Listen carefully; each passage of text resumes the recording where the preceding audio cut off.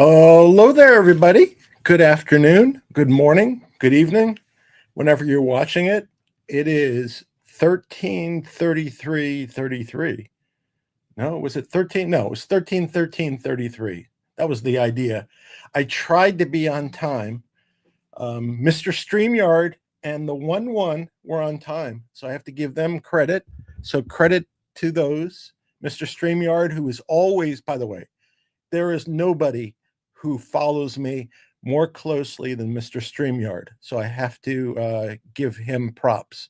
And the 1-1, thank you also.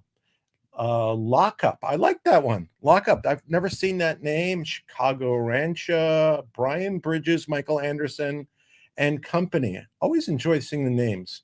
And if you want to put a Rondell, if you want to, is that how you pronounce your name, by the way? Rondell, or is it Rondell, or is it Rondi? Is that an exclamation mark? Ambi, Renee. Yeah, always like, hi Lee. I like to see people and where they're from. It's always interesting because, you could be another part of the world and we're all talking at the same time. It's great.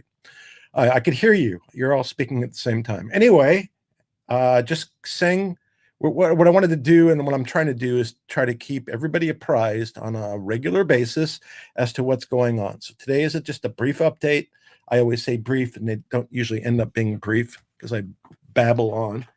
Babylon, that's a good one. But anyway, I wanted to bring everybody up. So at least everybody will stay in tune on a weekly basis if there's nothing that's like super that has gone on, but we can keep on so nobody feels kind of left in the dark, and we can go from there. So before I start that, I wanted to point out just a few things. Let me see if I can even read my own writing. I just, out there behind me, I just saw 3 people jogging outside, and it really inspired me to put my beer down and close the blinds. Ching. I don't know about you guys, but I hate hotel bath towels. They're so thick and fluffy that it really makes it hard for me to close my suitcase. Kale, speaking of kale, kale is such a versatile vegetable. I'm sure we all agree with that. Kale, I mean, if we think of versatile vegetables, doesn't kale come to mind? And the reason why I say that, because it fits into any size trash can. So that makes it like amongst the most versatile vegetables. And last but not least, this is a true story, by the way. I was watching a crime drama last night, and one of those has the coroner there and the cops, whatever, and they show like 1,000 episodes of the same thing. Anyway, I was watching the crime drama, and the coroner, after examining the body, says the victim was hit over the head with a blunt instrument. And I was utterly shocked later to determine that instrument was a trombone. Just shocking in my mind. Anyway, greetings to you all, and greetings to anybody who happens to watch this at some later point in time. I was going to talk to you specifically about GTII. 2 quick points before I do GTII. One was, there was some guy from, I think the company is called Republic. They were selling or going to sell tokens of shares of a company, which is fine. I think Robinhood's going to do the same thing. But Robinhood is going, whether you like Robinhood or not, at least they've pledged that they're going to be owning the underlying securities. This company, Republic, I saw it on like CNBC or whatever. They are, promoting the tokenization because that's the in thing now. And they're providing the ability to, I don't remember which way, but if you can't buy a particular security now, you can do it through a token process.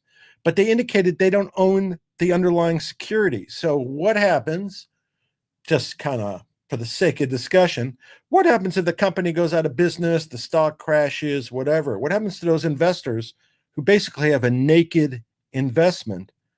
That sounds to me like that's not a good setup for things.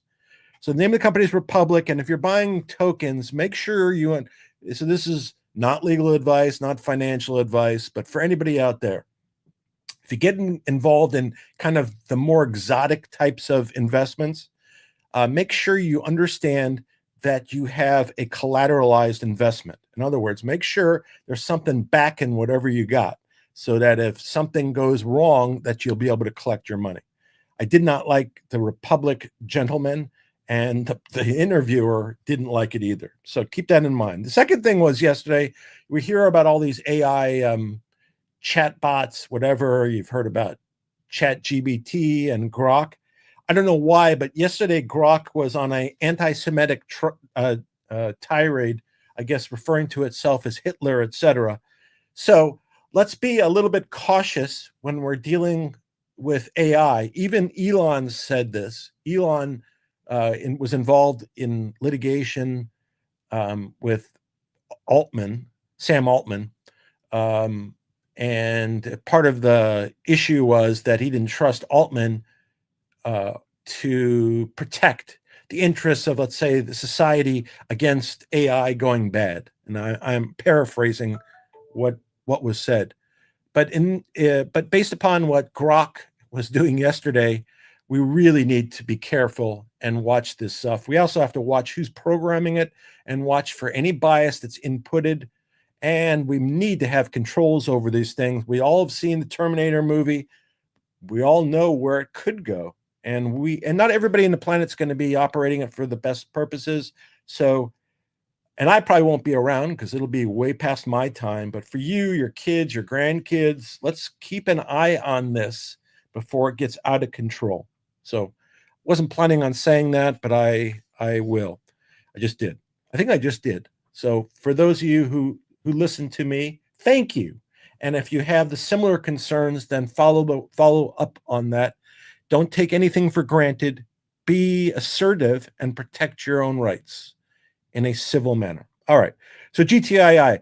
So I think we spoke last week, and last week I talked about the status of the audit and subpoenas and the deal. So I'm going to go back over those topics. There's nothing new other than those topics, I believe.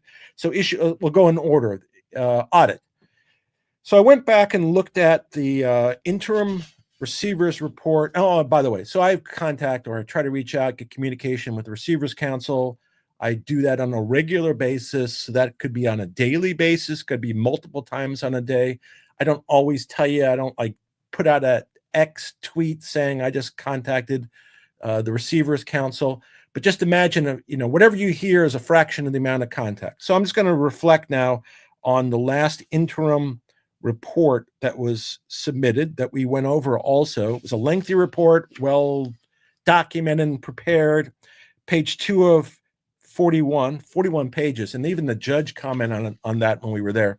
It talks about audit matters. And it says basically, and I'm just going to read what it says, and then I'll talk about where the audit is. The audit has been delayed due to some information not being available to the receiver, which has now been resolved at the time of the writing. So that means, according to the way I'm seeing the receiver's report, there was missing information, and that has been obtained, at least as of the time of the receiver's report, which is now, about at least a month old. So let me continue on.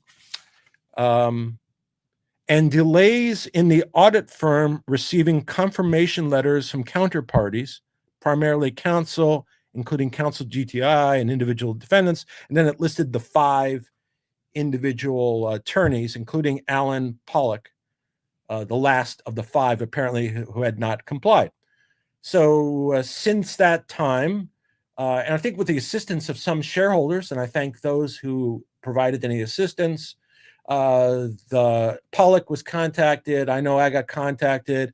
Somebody contacted him, and apparently he turned in the information.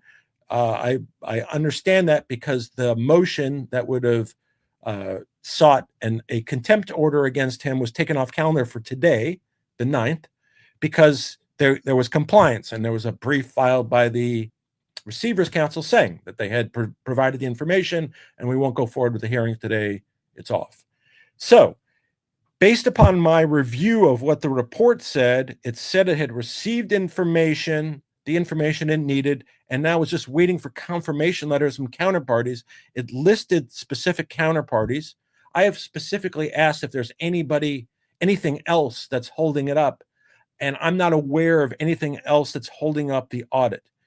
That's not quite the response I'm getting from the Receivers Council as of this point in time, and they are very cryptic in their responses. I think being careful, just out of and the thought process this is it's a public company, so if you disclose private information, that's a no-no, especially if the stock is trading, because people could be trading on, somebody could tell me something, I could go, even though my stock's locked up and I'm not trading it, and everybody would know if I did. But theoretically, I could go out and trade the stock, but I can't trade the stock because it's locked up. So, and council knows that. But they still might be being careful, just because they don't want to make private information public. So I've asked them multiple times to tell me how much more time we need, what else needs to be done, and I'll read you their response. But based upon the last report, I don't see what additional information is needed. Now, maybe things have changed, but according to their fourth report, we've had the 5 sign-offs and they had all the information. So I don't understand any additional information that would be needed to complete the audit. And if there is, they should disclose that to us immediately. So that's my statement there. So Pollock has responded. So all the 5 have responded. Apparently the auditor has enough information. So if there's anything else that's required, I don't know at this point in time. I've asked the Receivers Council. Let me see if I can see my question. No, I can't see my question, but his answer is it's ongoing and not complete. So I asked him, the question must have been, is the audit complete? And when is it going to be done? Or if not, when is it going to be done? Response is, it's ongoing and not complete. That's all I know. And I pressed him a little further, saying, that's not exactly specific. And I'm paraphrasing again. And his response was, no, and the reality with auditors is that their independence is jeopardized if you push them along. I suspect that auditing an entity like GTII is a Herculean task. It's a big task because, I guess, I don't know why he's suggesting it. I read that as there was a lot of shenanigans going on. So it was a big task. But based upon the fourth report, I think they got everything they need. And if they need additional things, they should tell us now, or tell me now, and let us know. And I've put that out for them. I've indicated I was going to do a live stream today, and if they wanted to add any additional information, to let me know. And I've not heard anything additionally. And again, it may be council just being very careful because they don't want to make private information public, but it's annoying. And it's, I'm not pleased, but it's not suspect or suspicious. It's just not with the utmost clarity that I would like to know and be able to communicate to you. So I've asked them to update it. And after we get off today, I will send them a letter going back to that fourth report and specifically indicating my concerns or asking for an explanation. And if you guys, and if you also want to reach out to anyone at that firm that represents the Receivers Council, feel free.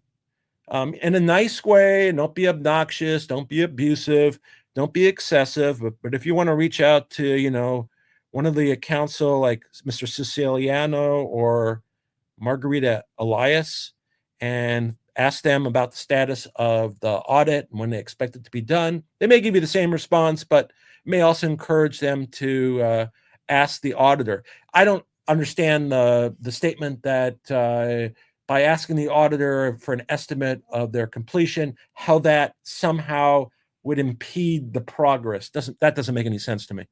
And I don't buy that. I think just a call over to the auditor and say, what else do you need? How much more time do you anticipate? That's not an unreasonable request, and the auditor shouldn't react negatively to that.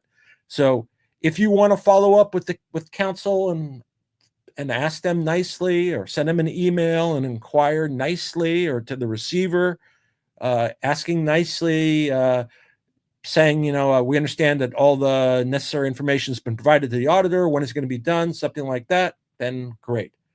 I will get to Mr. Market Watcher. I will get to that point in a second. So feel free to follow up on that. Obviously, it seems like to me all the information is necessary, and it's just a matter of time before we get the audit completed, but I'd prefer an exact time, because the audit's a requirement to completing any transaction. So that's that. Now, separate and apart from that, during the case, so it's in litigation in Nevada. There's dispute about the shares, etc. I think I indicated to you that a bunch of subpoenas were going to be issued, and I don't know if you can see this, but it's like, probably 300 or 400 pages of documents that reflect subpoenas that were issued through the Receivers Council. And those have been sent out to a bunch of financial institutions, probably, I'm guessing, like 30 subpoenas, maybe more, probably more actually than 30, to various financial institutions seeking all kinds of records related to transactions involving the principals of GTII, the principals not being like that they were engaging in shenanigans, meaning that these are the people that ran the company, checks and wires and all that other stuff. And they're being sent out to a whole bunch of companies. I don't think they're quite due yet. They're due later this month, depending on when it was served.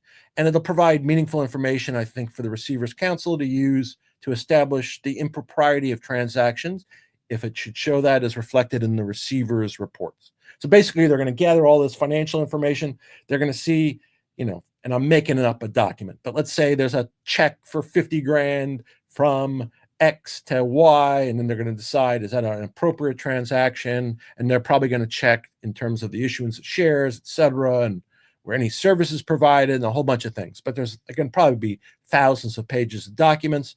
Hopefully, it will provide information necessary for the Receivers Council. So that's outstanding also. The deal is ongoing. So I've been in contact. I've had communication with relevant party, and nothing, as far as I know, nothing has changed. Nothing is, no deals endangered. The fact that, the audit's going more slowly doesn't seem to be an impediment to completing the deal, but it has to be completed. But as far as I know, the AIversity deal, and I'm not involved in negotiations, not involved in creating any paperwork, so I can't speak directly to it, but I've addressed it with people who would know in the past week, and everything is still on. They're still working on the final paperwork and the final terms, but as far as I know, as of this point in time, it is still ongoing. So in answer to Market Watcher's question, yes, as of now, nothing has changed. After the audit is completed, then the deal, when it's completed, would go forward. And again, the audit, though, is a prerequisite to any deal going forward. That's why I've been pushing on getting this stupid audit done. And that's why I encourage anybody who has the similar concern to voice them either to the receiver or Receivers Council in a nice way, to find out when it will be done, or to get an estimate of time from the Receivers Council or whatever. No reason to be super patient. So I'm trying to think if there's anything else that I wanted to mention with regard to GTII other than that. So we talked about status of the audit. We talked about subpoenas, and we talked about the deal. I wanted to briefly, so that's kind of basically all I had to do. And I'm going to keep you apprised of this kind of on a weekly basis, to the extent that, even if nothing happens, but that way you'll know that there is nothing happening. And it could be like in litigation, sometimes there is gaps where nothing is going on, and that might be the answer. But I will certainly keep you apprised. And when I get more information about the audit, independent of that, I will let you know. And if you get information about the audit, let me know. I'm happy to get your assistance too, because you guys all have contacts, and that's great too. So we might as well use that also. Last but not least, I want to kind of briefly touch on Alpine. So Alpine is ongoing. All you know, well, to those you know, Alpine is a prime broker located, I guess, in Arizona. They had at one point in time a concentrated short position in GTII. The FINRA and the SEC have alleged and proven or accepted pleas of or submissions of various acts of shenanigans until recently, when they were alleged to have ripped off their clients in millions of dollars, and they were expelled. And while the expulsion was being appealed, they violated the terms of the pending expulsion, started an expedited expulsion proceeding, which went to the Supreme Court, which was rejected by the Supreme Court at this point in time, but is ongoing. And since then, FINRA changed the rules based on Alpine. So I think it's rules, if you're interested in the FINRA rules, 9550 and the 9300 series, basically. And it made it that even if the Alpine committed fraud, it's not final until the SEC has a chance to sign off on the decision. And there's like an appellate process. So it might start off with a hearing officer in FINRA, then an appellate process in FINRA, and then an appellate process in the SEC. Now, you say, since the SEC has found that Alpine poses a risk to retail traders, how do you protect against that? And when they adopted the rule I'm about to tell you about the finality of SB SEC, what they said is, well, what you could do is you could put certain conditions on any result. Let's say FINRA, for example, can issue a result, can put certain conditions on it, and that'll protect everybody. Now, that's what they said within the past 30 days. Just imagine that. So let's take it, and again, I think I did a separate video on this, but take it this way. Think about it this way. In this particular matter, they kicked out Alpine. And if the new rule applied, it wouldn't have been final. It would have been subject to whatever condition that FINRA stated. And the SEC stated that the condition could protect the public. So what did they do in the FINRA, in the Alpine situation? What they did is said, Alpine, you can't do this one act. You cannot do this one act selling or whatever. I don't remember what the specific act is, but they did that one act. At least they were found to have done that one act they were told not to do like 30,000 times. And this is after they were expelled. So this is what and FINRA is using Alpine literally for the basis of changing the rule. And they say that they could protect the public by imposing the condition. But what they did is they imposed a condition and Alpine violated it, which ended up resulting in expedited expulsion. So I found their rationale for the rule change to be pure horse pooey nonsense. They used Alpine as an example and ignored the fact that Alpine ignored the condition. So, not pleased by FINRA. Obviously, the new SEC has sucked so far. Atkins is as big a piece of garbage, in my opinion. Just as of today, I would say Atkins is as big a piece of garbage as the rest. Maybe he's going to blow my mind. I hope so. Hope he's listening to this and he's going to change his tactics. But so far, delaying the CAT system, in other words, the system to track the nonsense that goes on. No action so far on failures to deliver, on naked shorting, nothing. Heard nothing. Heard a whimper, a whisper. I've heard enforcement actions seem to be on the decrease. An anti-regulatory stance. Again, that's not the point. We do not want no, let's see what language that would be. It's not that we don't want regulation. We want good regulation. We want regulation to protect retail. What this administration appears to be, and the prior administration was no good either, is to provide less regulatory overview. We don't want that. We don't want this to be a market where the bad guys can operate freely. We want this market where the regulators will protect retail and everyone so the market may operate freely. So be aware. Don't accept these. Don't accept the actions of these guys without protest. Post on X. Make your voices known. Don't accept this nonsense.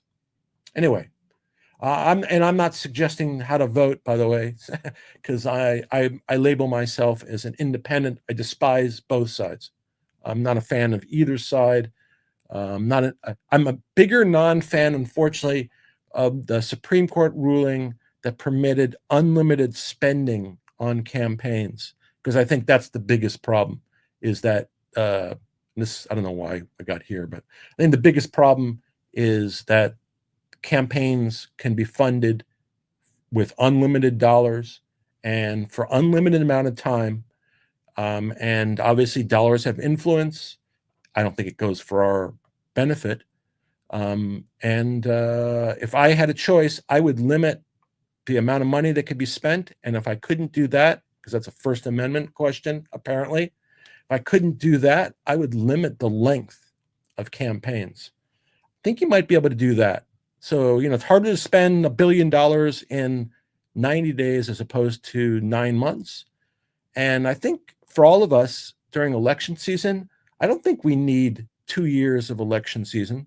I think we're all smart enough to figure out in 90 days what somebody stands for and if we support them. We don't need our time occupied by that. And plus, the Congress people only are in office for 2 years. If they're running for office from day one, it seems ridiculous. We should be able to keep them on the job for a lot longer. Anyway, has nothing to do with GTII other than the fact that I dislike the regulatory system, dislike what the parties are doing as to retail. They completely have disregarded retail. There's a few voices out there that are in support. Hopefully there will be more. And hopefully Atkins will surprise me, but I'm not going to give him any more time. He's had enough time, and there's been nothing he's done that gave me any inclination he's going to be of any assistance. So again, just like I said, feel free to reach out to the Receivers Council. Reach out to these people. Make it known. Make them known. Just file a complaint, call up, leave your name. Let them know that there's people out there that don't appreciate what they're doing. Do the same with your Congress people. Let them know that you won't support them unless they do X, Y, or Z. They're not going to do anything just if one person puts in their dissent. But if collectively we do, it will. If there's enough people, it does create action. Anyway, that's not really about GTII, though. See if there's any other questions. I like Jack Hamilton's name, by the way. I think Jack Hamilton should have been a president, just between you and I. I would have named my first presidential child Jack Hamilton. I would even change my last name to do that. So I appreciate Jack Hamilton. Seeing none, I appreciate everybody for being here. Again, when I have some more information, I will be reaching out about the audit today. And if I have some more information, I'll certainly post it on X. And if it's significant enough, I'll do something here. Anyway, taking enough of your time. Be well. Thanks a lot. Take care. See you soon. And that's all I got. A lot of blather.